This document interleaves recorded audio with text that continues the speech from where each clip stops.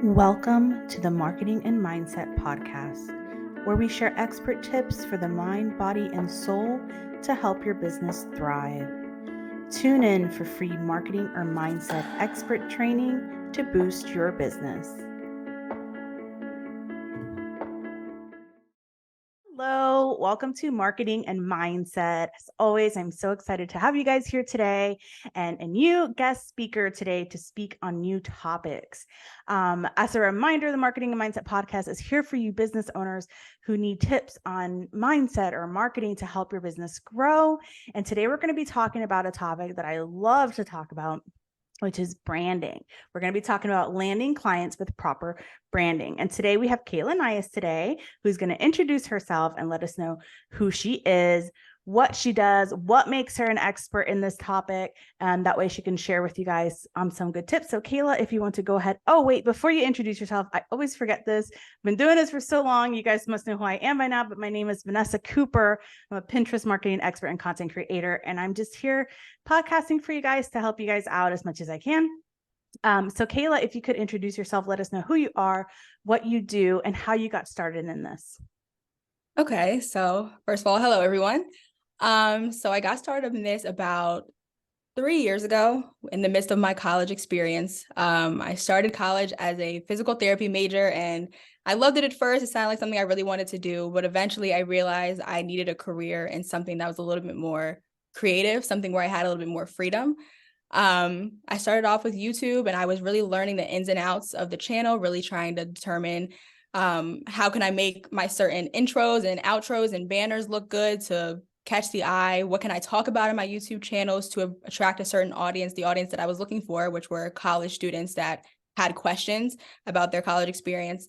So with that being said, I went through YouTube, but eventually the client base kind of fell off there. I started offering people intros for design, but I realized that people need more than just the aesthetic. People need everything. People need to understand why people are attracted to their channel, So with that being said, I transitioned into branding at the end of my college experience, especially branding and web design, because I loved the science behind it. I loved understanding how to attract a certain audience, and I wanted to do that for my job. Ultimately, my goal was to serve others, which is why physical therapy, medicine was my first thought. But I love the idea now I'm serving others in a creative sense. I'm able to create for somebody in order to benefit their brand. So for the past 3 years, I started off in social media management because I thought that's where I would do a lot of my branding work, but it didn't end up being the case. I think it was more so analytics based. I still like that, but I wanted to do a little bit more of the copywriting, a little bit more of the making the actual content. So here I am 3 years later working for myself as a freelance digital branding and marketing designer. And through my YouTube experience, through my experience of a social media manager, I've learned the ins and outs of aesthetic, the ins and outs of content analytics in order to build a better brand. Awesome. I love that. And I love that you mentioned that you like the science behind it, because that's one of the things that I love about branding. It's the psychology part of it that really captures my attention, how the colors, in your logo can make a huge difference. I learned about, I don't even remember, I think I watched a documentary years ago that talked about like McDonald's, and how their arches and they're yellow and they're red, how they're successful. A big part of their success were those bright eye-catching colors that you see from a highway miles away. And that intrigued me then, because it's just such a great topic. And I think it's something that I think most business owners are now taking branding more seriously, but I still feel there's a lot out there who think, nah, whatever, you know what I mean? And don't take it seriously. And as a Pinterest expert, Pinterest being a visual search engine, I know how important what people see is on that platform. And everything's so visual online nowadays. So I love it. I love it. I love it. Branding is one of my favorite things. That's why when, I ran into you, I was like, you got to come on and talk. So speaking of branding, for anyone who is listening and they think they know what branding is, but they're not 100% sure, what is branding? Is it the fonts that you use, or the colors, or both, or the voice, your copywriting, or is it the pictures that you take for your website or that you post in your articles? What is branding, branding 101 for, branding for dummies, essentially? So I think a lot of us, when we first get into our making our business and figuring out what we want it to be about, think that branding is just the visual aspect. I think that's kind of a, I guess, beginner thought. And I would say that was my beginning thought. I literally started with what I want my colors to be. I mean, I like these colors, so like let's make this the colors of my brand. And we miss the piece that really connects to the clients. Yes, as you just said, like seeing the aesthetics of something is going to draw somebody in, but that's always what it draws them in initially. What's going to keep them there? What's going to make them stay? And I think with that being said, branding is everything. Branding is your logo. Branding is your fonts. Branding are the colors that you use, but it's also the way in which, I love the word infusion. And I say it's the way in which you infuse your brand with self. It's the way that you express yourself through your copywriting, the way that you speak to your clients and your customers, the type of slang that you use. It's also your content. It's also, how you position yourself to be an expert. Do people trust in you? But like I said, aside from that too, it's your colors, it's your logo, it's the thing, everything that you decide to radiate through your brand and what you want people to feel when they see your brand. Awesome. I love it. And that was a great answer. And I love how you mentioned that it's incorporating you into everything that you do. A lot of people get lost in that. And I think that's a whole nother thing that could be talked about for a whole episode is, Right. incorporating you, and being yourself. A lot of people are so scared to be authentically themselves when it comes to their business. Like they're scared. And I always talk to people about how, there are so many people, unless you've, like literally invented and patented a unique product, that's how you drive people to you. If you're doing a business like where you have a product or service that everybody else has, you have competition. One of the biggest ways to really pop and stand out is by being you, and that's how you attract your people because they like you, so then they want to work with you. So I love it. Good stuff. So that's what branding is. So I guess my next question is, why is it so important? I guess pros and cons. Are there any cons, to being branded? I mean, I feel like there aren't any, but, why is it so important? Like what makes this, something so important that there are people like you that do this for a living? Like, for someone who's not branded, like, what's the sales pitch to get them to be branded in their business? Right. You actually just touched on a really great point about how there are a lot of industries that are saturated. There are a lot of people working in the industry and you need to find a way to make yourself stand out. And I think that's important. Like we have to find ways that we can stand out from people that have, there are a lot of people in that industry. For example, like McDonald's, there are a lot of fast food industries, fast food restaurants like Burger King, Wendy's, and we have to find a way that makes you. So with the golden arches, like you said, you mentioned that from a mile away. I think all businesses need some degree of it. I don't think there's any cons to branding. I think branding is beneficial no matter what stage you're at in your process. But yeah, I feel like branding, sorry, repeat the question one more time. It was just why branding is important. I know it's pretty kind of a general question. Yeah, it's hard. It was hard to go off on a Like tangent, it just but is, Vanessa. yeah, it's just necessary to stand out in that way. I think, like I said, when there's a lot of people in a given industry, how can you make yourself different, to make Right. people buy you, make clients want to trust you and recognize your product.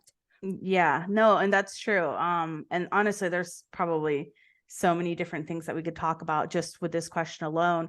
But one of the things that I learned when it came to branding, when I was actually writing an article about branding for Pinterest, was one of the psychology things behind it that if you've listened to me talk about branding before, you've heard this a million times. So I apologize for my regular audience. They're like, oh gosh, here she goes with her story again, is recognition, like especially like in social media platforms that have a lot of images, whether it's Pinterest or Instagram, people being able to recognize your brand over time. And something about our brain that when something is familiar to us, we're attracted to it. And so I always use this example when people go to like a foreign country, for example, and they're unsure about the food, they've never been anywhere, but they see a Burger King or they see a KFC that's familiar to them. That might not be their go-to place here in America, but because it's familiar to them in this foreign place, they'll be attracted to it and be like, all right, let's go to somewhere that's familiar to us. And so I learned that with branding, it's similar. Once people keep seeing your brand, your colors, your logo, your posts, you know, and it becomes familiar to them, they start to just like naturally, subconsciously become attracted to it, which I think it's really, really cool. But I like what you said as well, like not just that, because that's like psychology part of it, but like straight up you making yourself stand out among the rest of your competition, you know, by being you in any way that you can with your branding. So I love that. Okay. So this is another question you're going to be like, oh, you know, like short answer maybe, but are there any business types? And I ask this for those businesses who might be listening, are not branded and are thinking like, well, what I do, it's not that important. Are there any business types where branding doesn't matter? Like it's just not that important to them at all? I would say I feel like 9 out of 10 businesses need branding. You know, as I mentioned, a lot of us are in industries that are saturated and we have to make ourselves stand out.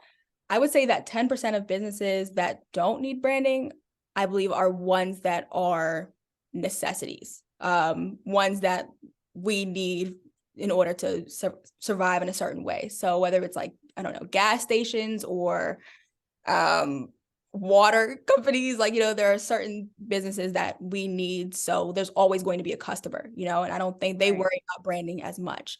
But I think that's also speaking to what the goal of branding is to position yourself as a necessity. Why do your clients need you in order to make themselves connect with their customers?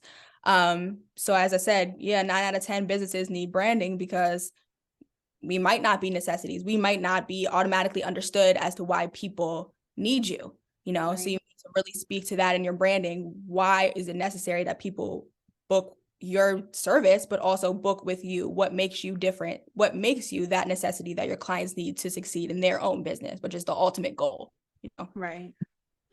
Yeah, no, I like that. And, you know, one of the things that we mentioned earlier, and this is just kind of a question that I just thought of, we were talking about like fonts and colors and logos and photos and stuff like that. When it comes to copywriting, and this is a question that I personally would love to hear on, just because I've done ghostwriting before for my clients. I offer that as a service for my clients. And with ghostwriting, you have to learn their voice, you know, like their brand. Like, are they a very serious, like techie website with very techie terms and stuff and a lot of jargon, you know, where, you know, that's the voice that I have to mimic when I'm ghostwriting? Or is it a more humorous, silly type blog where they're making fun of themselves and this and that, you know, like a parenting blog where they're talking about diapers and snacks all over the place, you know, so I have to mimic that. So I'm good at ghostwriting and I'm good at being able to read it, understand this is their voice, and then copy it with like a new article. What I'm not 100% sure about is how to come up with that to begin with. Like, you know, how would you decide, you know, what your voice is going to be like for your business? Would it just literally be your voice and that is it? Or like, let's say I decide to start a very serious business for very professional people that I know might not like my, you know, humorous, silly blog posting or whatever, and might want something more serious to speak to that audience, you know, because your target audience, depending on what your industry is, might not necessarily be into what you're into. If that makes any sense. So like, how do you kind of decide what copywriting to choose, what form of talking and speaking and writing to choose for your audience? I don't know if you understood my question. That was a long question. Great question. I think everything starts with you. You don't want to just adapt a voice that somebody else is going to like. I think we can kind of compare that to real life too. You know, you don't want to just mirror somebody's personality because you think that's what they're going to enjoy. I think everything starts with who you are. And I think at that point, you make certain adjustments after knowing what your audience is into. For example, real life example from myself, I think I'm somebody who's very blunt, very straightforward to the point. And, you know, in real life, a lot of my friends don't really appreciate that, you know, that I just kind of say what I feel a lot of times. And that doesn't work with my client base. And I think you have to really understand your audience as well. Like obviously, I'm in the marketing graphic design industry. I have to understand that people who are needing my services need somebody who's helpful, who's somebody who's genuine about what they do. And I think those are things that I definitely embody, but at the same time, they don't want somebody to just be this, that, and third with them, you know? So Right. I can position myself as an expert, which is what I like to do with my friends as well, position myself to be somebody who knows a lot on a topic, which I think they're looking for. They want to know that they can trust you and they know that you are good at what you do, but they also want you to be helpful. They want you to be a little bit more patient, which is definitely a difficulty for me as well, but definitely want them to be more patient with what they do. So certain things you take from yourself, but you have to make it tweak and work with your client in a certain way, or work with your audience in a certain way that will attract them, that will work and have them understand what you're trying to do. Because that's the goal at the end of the day, is for people to understand your branding, understand your voice, and be able to digest it in a way that'll make them want to get what you're getting, what you're giving. Right. Absolutely. That's a great answer. And it's funny you mentioned all that, because I was like, yes, I understand. Like, I'm right there with you. I have to hold back my thoughts, because nobody wants to hear them. I'm like too Right? straightforward, too frank. They're like, I've been called mean before because I just spewed out what I was thinking. And I'm like, I was just being honest. But I do have to, it's funny you say that, because I do have to hold back with my clients, especially with Pinterest marketing. Pinterest marketing takes a long time to really start gaining a lot of traction, because it's like ranking a website on Google is like ranking a website on Pinterest. It just takes a lot of time. And so when I have clients that it's like, 3 weeks into it and they're like, I'm not getting that much traffic. And I'm like, I told you it's going to take 6 months, like it might take 6 months before you start seeing good traffic. I have to hold back my straightforwardness and, like, all right, how can I sugarcoat this in the best possible way to kind of help them digest the information, like you said. So that's really, really, really good. All right. So let me think of my next questions, because I am brain farting right now. Oh yes, this is the main thing. So this is like the go-to, although we've talked so much and I think people already probably understand so much. We talked about the main topic today was landing clients with proper branding. So how can branding help you land clients? What are some tips to branding that you can share, with like necessities that you might need for your website or your social media when it comes to branding to help you land those clients? I would say the first big thing that we need out of our branding is an outcome. So ultimately, with all of those things put together, once we put our logos, our fonts, our messaging together, what are people going to gain from using you? We need to make sure that that is reflected in everything that we do, from our website to our social media bios. What's the outcome? You can't just say, I help clients make money. Okay, great. But like, make money by doing what? We make money by helping them infuse their voice more, helping them infuse more, I don't know, color into their brand. What are we doing? They need to know that. But I just think overall, sorry, repeat the question one more time. No, you're good. My questions are so long that I think my guests always get lost. Like, what, Vanessa? I apologize. I'm sorry. Brain farting too. How can proper branding help you land clients, was the question. And like, what are some important things to have in like your website or your social profiles to like really attract your audience? Okay, so yes, outcome. I think we also need to infuse more of ourselves from an actual physical standpoint. I talked a lot about, copywriting. How can you infuse your voice into your website or your social media? But I think one thing that's kind of hard that we're realizing a lot, especially with Instagram, is that we benefit from seeing faces. Literally, algorithmically, seeing faces works better on Instagram grids or reels than just a tweet or something where we're not really face to face with the person that we're looking at. So making sure that we have our profile pictures set up, making sure that wherever we can, we infuse those branding photos into our websites, into our social media, having experiences where people can also meet you from a psychological standpoint, know who you are. Also, like the humanistic aspect. I think with a lot of our brands, obviously, our goal here is to teach people. Our goal here is to get them to buy our product, but they don't want to just buy from a robot, somebody who just kind of repeats what's industry standard. They want people who are very humanistic, who, may incorporate those slang or jargon in what they're saying, and really connects with their client. It's just overall transparent. So we want to make sure that we're just overall, coming back to my general point, is just being ourselves with our content and not trying to mechanically repeat something that we know, or just spew out Google facts. People want human, people connect with human. And that's all it is. It's just being very much so you, and incorporating you, infusing you, physical and mentally, into your branding. Absolutely. And it's so important. And like I said, that's something we could talk, I think, so much more on, is just incorporating you.